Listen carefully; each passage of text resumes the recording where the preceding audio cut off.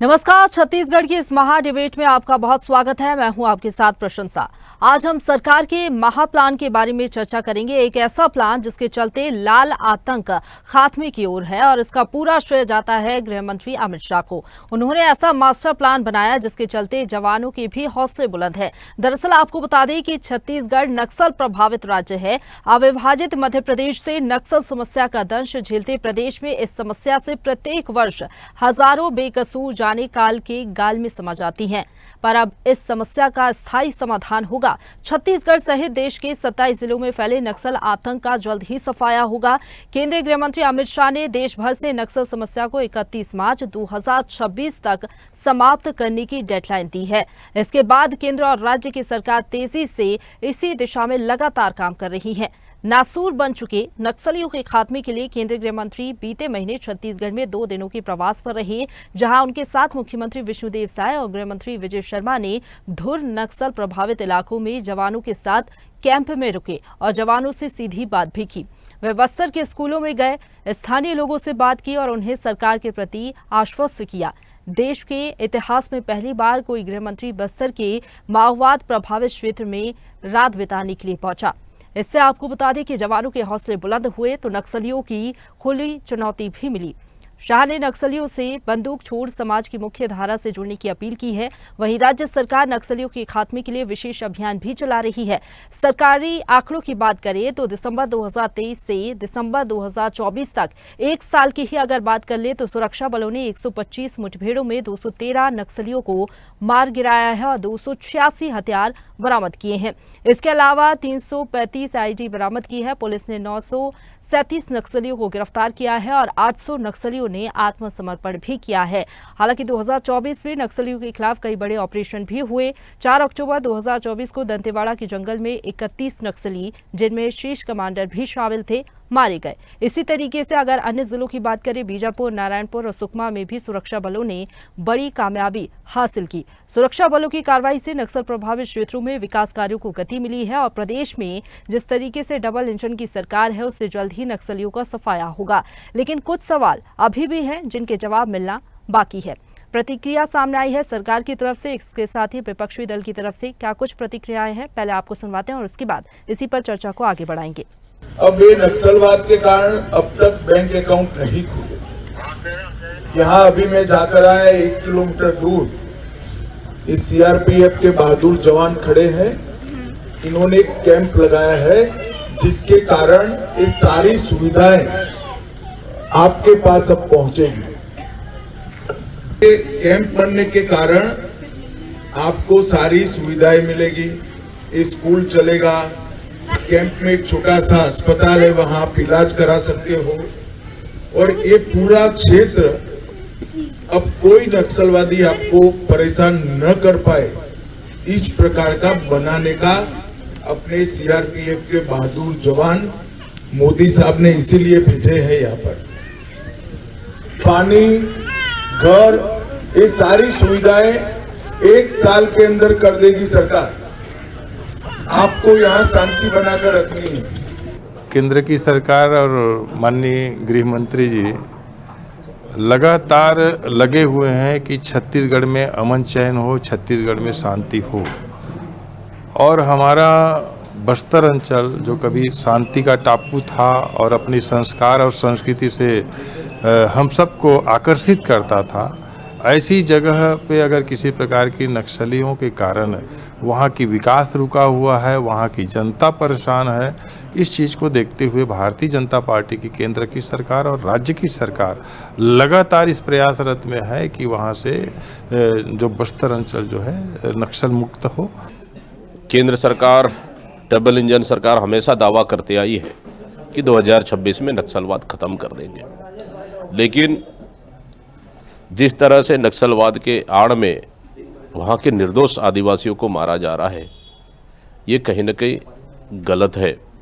पिछले 15 तारीख को अमित शाह जी का दौरा था, लेकिन वहाँ पे 11 तारीख को 4 निर्दोष आदिवासी बच्चों को एनकाउंटर कर दिया गया जो घायल है, और 5 गांव के लोगों को नक्सली बताकर मार दिया गया। तो इस तरह से निर्दोष लोगों को मारकर शांति लाना चाहती है भारतीय जनता पार्टी, इसमें हम बिल्कुल भी सहमत नहीं है। अमित शाह जी के दौरे ये नक्सलियों का सफाया नहीं, बल्कि बस्तर के जल जंगल जमीन और वहाँ के खनिज संसाधन और उद्योगों पर उनकी नज़र है, ताकि अपने चहेते उद्योगपतियों को वहाँ के उद्योग और माइंस को वो बेच सके। तो छत्तीसगढ़ में नक्सलवाद एक बड़ी समस्या है। हालांकि सरकार इस ओर लगातार काम कर रही है। नक्सलवाद के सफाई के लिए लगातार बड़े बड़े ऑपरेशन भी चलाए जा रहे हैं। एक तरफ सरकार का दावा है कि नक्सलवाद प्रदेश से खत्म हो रहा है, तो दूसरी तरफ विपक्ष इस पर सवाल भी खड़े कर रहा है। इसी पर चर्चा को आगे बढ़ाएंगे। दो राजनीतिक मेहमान हमारे साथ जुड़ गए हैं। बीजेपी का पक्ष रखने के लिए बीजेपी प्रवक्ता नृपेंद्र पटेल जी हमारे साथ जुड़ गए हैं। आपका बहुत स्वागत है स्वदेश न्यूज पर। इसके साथ ही कांग्रेस प्रवक्ता अभय नारायण राय जी भी जुड़ गए हैं। आपका भी बहुत स्वागत है। सबसे पहले नृपेंद्र जी, जिस तरीके से आप लोग कह रहे हैं कि 2026 तक नक्सलवाद का खात्मा कर देंगे, दूसरी तरफ जो ऑपरेशन चलाए जा रहे हैं उसको लेकर विपक्षी पार्टी कांग्रेस सवाल खड़े कर रही है और ये कहना है कि आदिवासी जो मजदूर लोग हैं उनको निशाना बनाया जा रहा है, और आप लोग ये कह रहे हैं कि नक्सलियों को ढेर कर रहे हैं आप लोग। देखिए प्रशंसा जी, जब जब बस्तर में जो है वो नक्सली कमांडर मुठभेड़ में मारे जा रहे हैं, कांग्रेस हमेशा जो है उनके बचाव के लिए सामने आती है। पता नहीं कांग्रेस को इन आतंकी नक्सलियों से कैसा प्रेम है कि पूरा सिर्फ छत्तीसगढ़ ही नहीं, पूरे देश की जनता चाहती है कि छत्तीसगढ़ में खुशहाली आए, बस्तर के जो आदिवासी हैं उनको भी विकास की मुख्य धारा से जोड़ा जाए। तो अभी देखिए, पिछले एक साल में दिसंबर 2023 से दिसंबर 2024 के बीच में बड़े नक्सली कमांडरों का खात्मा हुआ है और 220 से ज्यादा नक्सली मारे गए हैं। अभी हाल ही में कांकेर के अंतागढ़ क्षेत्र में शीर्ष 25 लाख का नक्सली कमांडर प्रभाकर पकड़ा गया है। देखिए, गृह मंत्री जी ने जो डेडलाइन दी है खत्म करने के लिए नक्सलियों के खात्मे की जो बात कही है, उसे छत्तीसगढ़ सरकार अवश्य पूरा करेगी। देखिए, युद्ध के मैदान में जब युद्ध होता है तो थोड़े बहुत जो है वो आम लोग भी इससे प्रभावित होते हैं। अब जंगल में रहने वाले हैं, आदिवासी हैं, तो वो कहीं ना कहीं जो है वो नक्सलियों से भी प्रभावित है। और छत्तीसगढ़ सरकार उनको नक्सलियों के कब्जे से मुक्त करके उनके क्षेत्र में भी विकास की सभी सुविधाएं, जैसे सड़क हो गया, जल हो गया, पानी हो गया, शिक्षा हो गया, स्वास्थ्य, सारी सुविधाएं जो है उनको मुहैया कराने के लिए प्रयास कर रही है।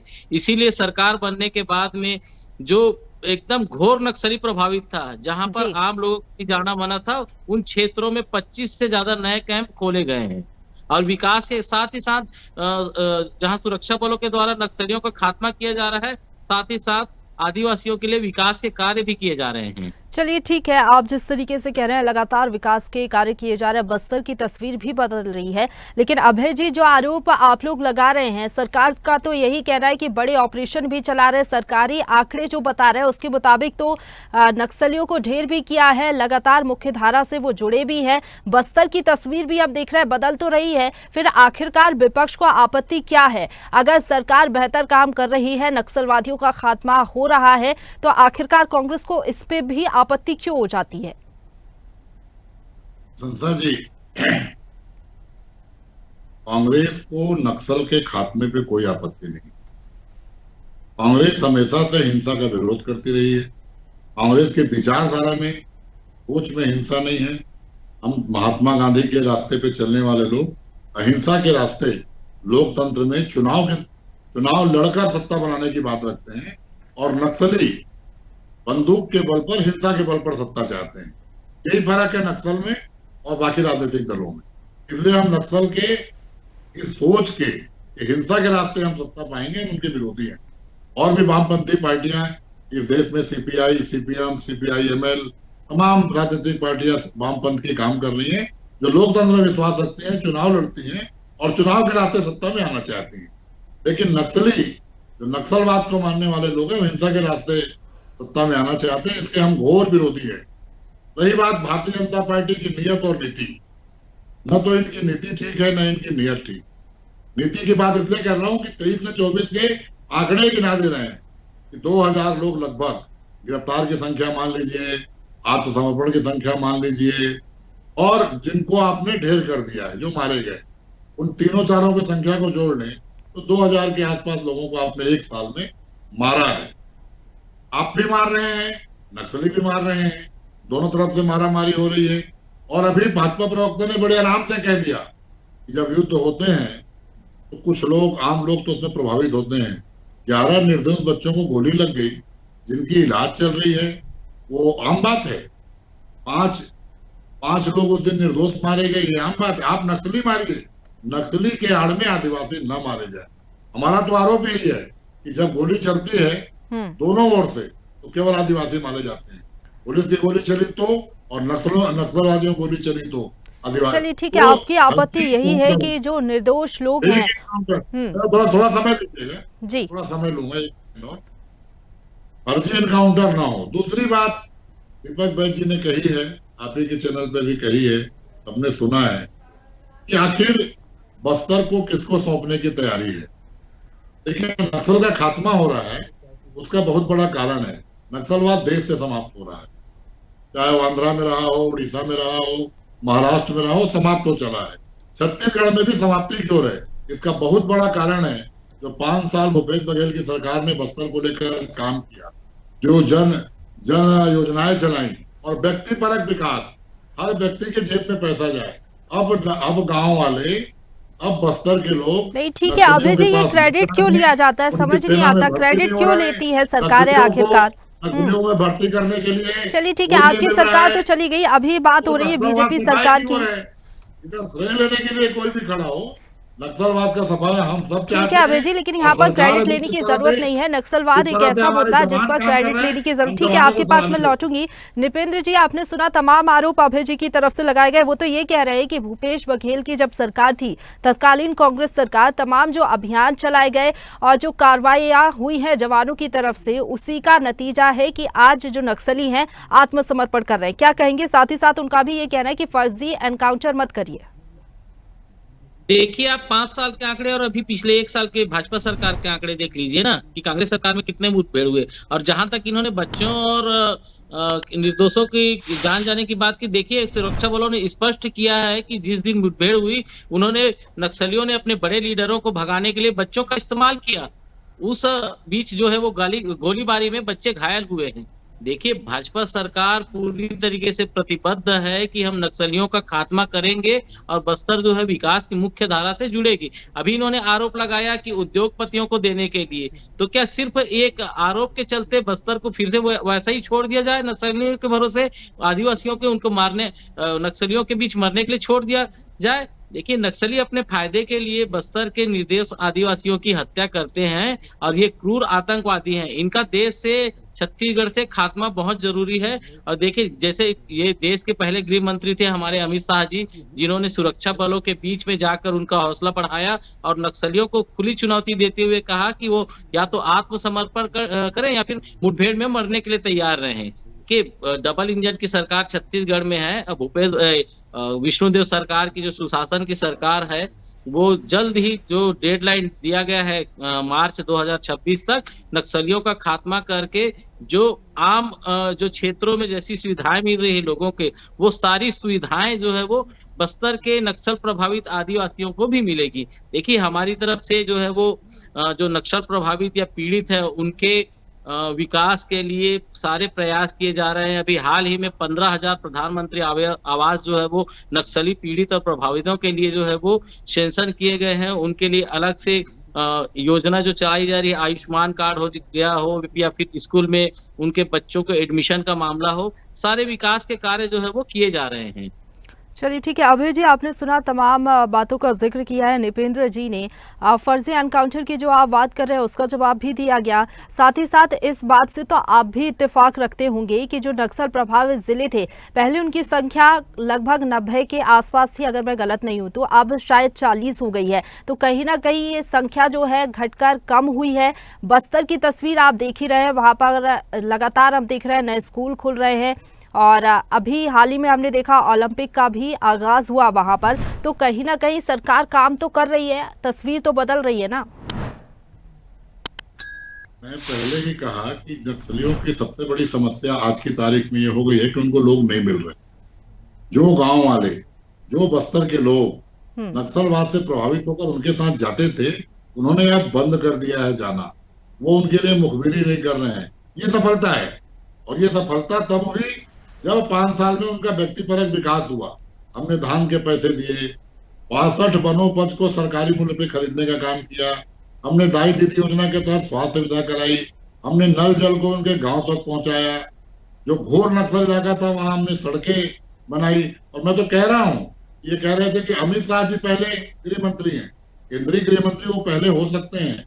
भूपेश बघेल जी सभी 14 विधानसभाओं में भेंट मुलाकात में गए, रात्रि विश्राम करते थे। भूपेश बघेल जी लगातार बस्तर का दौरा करते थे। जब जोगी जी की सरकार बनी, पहली कांग्रेस की सरकार बनी, छत्तीसगढ़ बना, तो केवल 6 ब्लॉक में नक्सली थे और 15 साल के रमन सिंह सरकार में वो 6 जिलों में पहुंच गए। और यहां तक कि कलेक्टर का अपहरण होता था, कलेक्टर अपहरण कर लिए जाते थे। मुख्यमंत्री और मंत्रियों को दौरा करने की हिम्मत नहीं। और रमन सिंह की सरकार तो नक्सलियों से इतने डरती थी और इतनी वो थी कि कांग्रेस की परिवर्तन यात्रा को सुरक्षा न दे सके। हमारे 32 लोग मारे गए। कांग्रेस ने सब चुप का दम झेला है। हमारे नेता महेंद्र कर्मा थे कांग्रेस के, जिन्होंने सड़वा जुल्म चलाया, नक्सलियों के बीच जाकर उनके सिद्धांतों को चुनौती दी, उनको चुनौती दी, अपनी सेना तैयार की, शांति सेना सड़वा जुल्म के माध्यम से। लेकिन सड़वा जुल्म को रमन सरकार ने सहयोग किया और धोखा दिया। हमारे नेता मारे गए। नहीं, उसके बाद तो आपकी भी सरकार आई थी ना। सरेआम मारा गया नक्सलियों के द्वारा और सरकार सुरक्षा देने में असफल रही। ये तो 15 साल में इन्होंने पाला पोसा था। 5 साल में हमने उसका रास्ता निकाला। नक्सलियों के मरने की संख्या कम होगी क्योंकि हमने बंदूक से नहीं, काम से उनको परास्त किया। हमने बस्तर के लोगों को उनसे दूर किया। हमारी सारी योजनाएं व्यक्तिपरक विकास की थी। बस्तर का हर व्यक्ति मजबूत हुआ। 300 बंद स्कूल हमने चालू कराए। ठीक है अभय जी, आप ये जो उपलब्धियां गिना रहे हैं, अगर ऐसा था तो आपको मौका क्यों नहीं दिया जनता ने? 5 साल आपने काम किया, लेकिन जनादेश तो कुछ और रहा। और नक्सलवाद की जो आप बात कर रहे हैं, अभी आपने सत्र में क्यों नहीं ये मुद्दा उठाया? ये भी तो जनता से जुड़ा हुआ मुद्दा था। और विष्णुदेव सरकार या मोदी की सरकार को गारंटी देके नहीं जीती है कि नक्सलवाद हम खात्मा करेंगे। ये चुनावी मुद्दा नहीं था। इसको चुनावी मुद्दे से आप मत जोड़िए। हार जीत के कई कारण होते हैं और भी कारण होंगे। नहीं, इस मुद्दे को मैं नहीं जोड़ रही हूँ अभय जी, इस मुद्दे को नहीं जोड़ रही हूँ, लेकिन जनता से जुड़ा हुआ ही ये मुद्दा है और उन मुद्दों में ये भी शामिल है। निपेंद्र जी का रिएक्शन ले लेते हैं। निपेंद्र जी, क्या कहेंगे आप? आपने सुना अभय जी को तमाम आरोप भी उनकी ओर से लगाए गए। देखिए, अगर इन्होंने बस्तर में काम किया होता तो सिर्फ मात्र 3 सीटें इनको नहीं मिलती।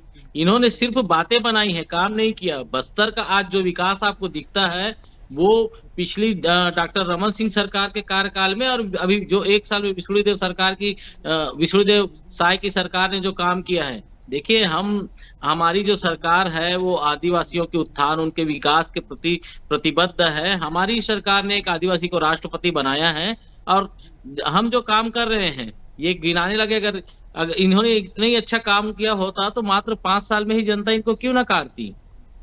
और नहीं निपेंद्र जी, वो तो ये भी कह रहे हैं तमाम अभियान जो चला है, सुधार तो उनके कार्यकाल में भी आया है। ऐसा तो नहीं कि आपको सत्ता मिल गई और एकदम से आपने प्लान को एग्जीक्यूट किया और सफलता आप लोगों को मिल गई। 2026 का जो टारगेट रखा है, क्या लग रहा है 2025 आने को है? 2026 की जो डेडलाइन फिक्स की गई है तब तक सफाया हो जाएगा क्या प्रदेश भर से, या फिर इसको एग्जीक्यूट करने के लिए और समय आप लोग लेंगे? नहीं, देखिए, हमने जो गृह मंत्री जो डेडलाइन दिया है उसे विष्णुदेव सरकार जरूर पूरा करेगी। अभी जगह जगह पुअर्ती जो हिड़मा का गांव था, घोर नक्सल प्रभावित, जहां पर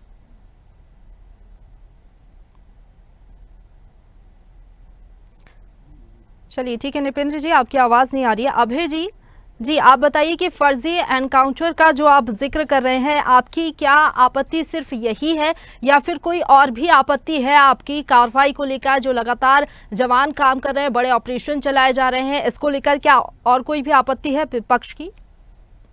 मैं यही कह रहा हूं कि आदिवासी इस बात से परेशान थे कि गोली कहीं से चलती है, आदिवासी मारे जाते हैं। और सुप्रीम कोर्ट या संविधान यह कहता है, कानून भी यह कहता है कि 100 अपराधी भले छूट जाएं, एक निरपराध को सजा नहीं मिलनी चाहिए। ये कानून कहता है, ये परंपरा है। कानून की बातें वहां से स्टार्ट होती है। आप नक्सलियों को मारिए कब? जब वो आपको मार रहे हैं। आप फर्जी इनकाउंटर के नाम पे कुछ भी करने के लिए आपको छूट नहीं दी गई है। आपके पास सरकार की बंदूक है, आपके पास सरकार का संविधान है, आपके पास सरकार में लोकतंत्र में दी गई ताकत है, उसका इस्तेमाल करिए। लेकिन बंदूक का इस्तेमाल सोच समझ के करना चाहिए, आतंकवाद के ऊपर करना चाहिए, नक्सलवादियों पे करना चलिए चाहिए। ठीक है, जिस तरीके से आप कह रहे हैं कि फर्जी एनकाउंटर हो रहा है, ठीक है, आप ऐसा कह रहे हैं, तो जो पीड़ित लोग हैं, क्या कांग्रेस उनसे मिलने के लिए पहुंची? आप ये कह रहे हैं कि फर्जी एनकाउंटर हो रहे हैं, अगर पीड़ित लोग हैं तो क्या विपक्ष की भूमिका आपने अदा की? क्या कांग्रेस पार्टी उनसे मिलने के लिए पहुंची, उनसे बातचीत की? निश्चित रूप से प्रशंसा जी, उन 11 बच्चियों को भी हम अस्पताल में देखने गए, हमने कमेटी बनाई जांच की। 4-5 ऐसी घटनाएं हो गई हैं जब इन्होंने 10 आतंकवादी मारने के दावे किए, 10 नक्सलवादी, उसमें 2 नक्सलवादी थे, 8 ग्रामीण थे। ग्रामीणों ने आवाज उठाई, कांग्रेस की टीम। चलिए ठीक है, निपेंद्र जी, एक आखिरी रिएक्शन आपका, जो कुछ भी कमी है अभी अभियानों में, क्या लग रहा है कैसे इसको गति दी जाएगी और 2026 तक कैसे ये बड़ी कामयाबी आप लोग हासिल करेंगे? छोटा सा रिएक्शन। देखिए, मैंने कहा ना कि घोर नक्सल प्रभावित क्षेत्र जहां अभी तक आम जनता का भी जाना पॉसिबल नहीं था, वैसे क्षेत्रों में कैंप, नए कैंप खोले जा रहे हैं। और ओरछा, नारायणपुर का जो ओरछा नक्सलियों की अघोषित राजनीति जिसको माना जाता है, वहां पर सेना का जो है वो ट्रेनिंग कैंप भी खोलने की प्लानिंग चल रही है सरकार की। और लोगों का जो है वो, जनता का जो नक्सल क्षेत्र में रहने वाले आदिवासी हैं, उनका विश्वास भी सरकार जीत रही है। जो समर्पण, इन्होंने कहा कि बंदूक से जो है वो हल नहीं हो सकता, तो गृह मंत्री जी ने कहा है कि ना समर्पण कर दे करके, और जो समर्पण नहीं करेंगे, जो लड़ना चाहेंगे, तो स्वाभाविक रूप से है वो तो पुलिस की गोली का शिकार होंगे। ये आरोप प्रत्यारोप तो चलते ही रहेंगे और इस मुद्दे पर मुझे नहीं लगता राजनीति होनी चाहिए। फिलहाल आप दोनों का बहुत शुक्रिया। निपेंद्र जी, अभय जी भी हमारे साथ जुड़े हुए थे, तो बात कर रहे थे नक्सलवाद को लेकर, जिसका महाप्लान अमित शाह ने पहले ही तैयार कर दिया है। 2026 की डेडलाइन दी गई है और लगातार इस दिशा में सरकार आगे भी बढ़ रही है, लगातार कामयाबी भी हासिल हुई है। दूसरी तरफ विपक्षी दल यानी कि कांग्रेस इस ऑपरेशन को लेकर सवाल खड़े कर रही है। हालांकि ये मुद्दा नया नहीं है, नक्सलवाद को लेकर पहले भी आरोप प्रत्यारोप लगते रहे हैं और आगे भी लगते रहेंगे। फिलहाल के लिए आज के इस डिबेट में इतना ही, कल फिर हाजिर होंगे नए मुद्दे के साथ, लेकिन तमाम बड़ी खबरों के लिए देखते रहिए स्वदेश न्यूज, सबसे पहले देश। ताजा खबरों के लिए लाइक, फॉलो और यूट्यूब पर सब्सक्राइब कर बेल आइकन दबाएं। साथ ही ताजा अपडेट्स के लिए स्वदेशलाइव.com पर विजिट करें।